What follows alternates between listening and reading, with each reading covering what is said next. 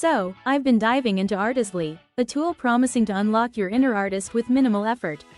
You're probably curious too. Does it really deliver creative magic, or is that just a flashy promise? Artisly claims to be an intuitive platform for creating stunning art without being a design expert. It's designed for everyone, from hobbyists to marketers needing quick visuals. The problem Artisly addresses is clear: not everyone has the time or skills to create high-quality art. It's perfect for busy professionals or creatives on a tight budget who still want impressive visuals. Navigating through Artisly is straightforward. You start by selecting a template, adjust a few parameters, and let the software generate designs. It offers various styles and customization options, so you can tweak images to fit your needs.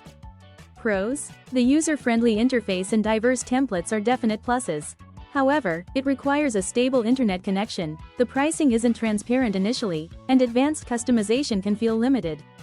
Artisly does its job if you're looking for fast, easily generated artwork. However, if you need deeply customized designs, it may fall short. It's a handy tool but has some limitations you should weigh. If you want to check it out, use my link in the description.